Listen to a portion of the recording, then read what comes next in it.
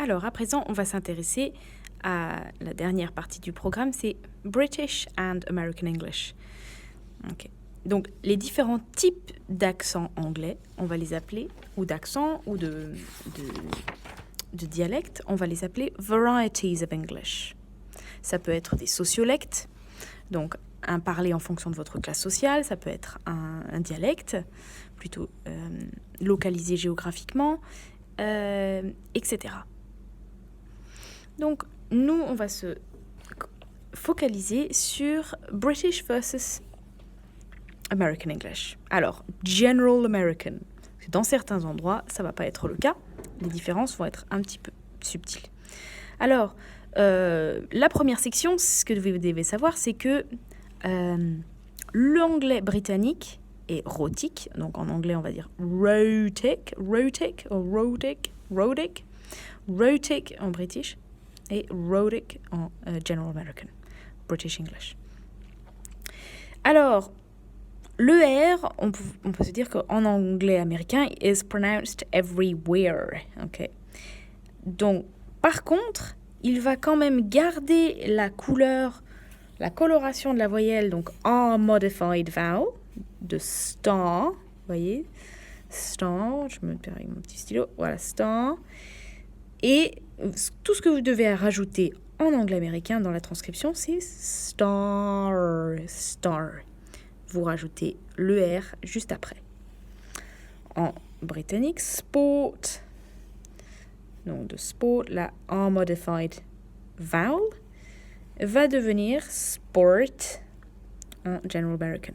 Donc en général, si vous voyez un OR, ici, vous allez le transcrire en sport, O, l'oreille cassée, les deux petits points et le R. Okay. Pour avoir une transcription correcte de l'anglais américain, je vous conseille d'utiliser le Cambridge Dictionary. Voilà, rhotic. Et là, vous avez les bonnes transcriptions. Vous ne mettez pas le petit point qui indique juste les frontières entre les syllabes. Voilà. Donc, en anglais américain, vous rajoutez le R. On va faire tout de suite le petit exercice qui est un petit peu plus bas. Voilà. Ici, on va regarder l'exercice numéro 3 de la page 41. On va s'intéresser seulement aux endroits où on va avoir un R. Donc là, on voit le R. Pork, on sait que c'est US. Cough, ça, on ne sait pas encore. Sauce, ça, on ne sait pas. Mais ça peut être GB, puisque on peut dire en britannique, ça va être sauce, ça va être prononcé comme ça, sauce.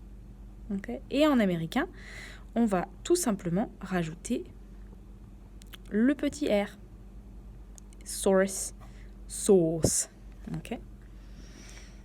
Là, on voit en anglais britannique, mark.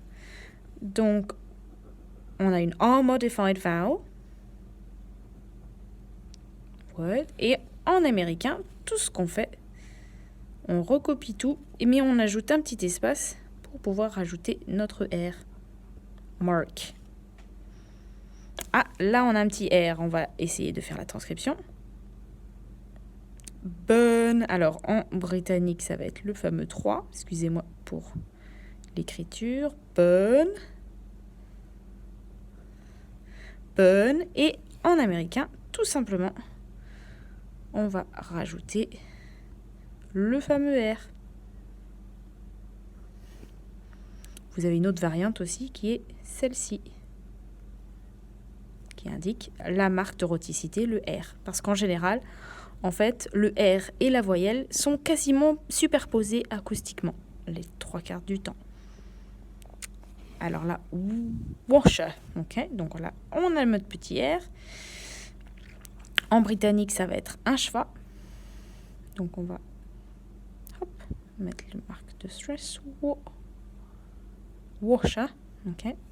Et en américain, on va tout simplement rajouter notre petit. Alors, soit vous mettez. Alors, déjà, il y a la voyelle qu'il va falloir qu'on change. On va voir ça tout de suite. On met le schwa et soit on met un R, soit on fait un schwa avec la marque de rhoticité. Voilà pour la première partie pour l'anglais britannique et américain.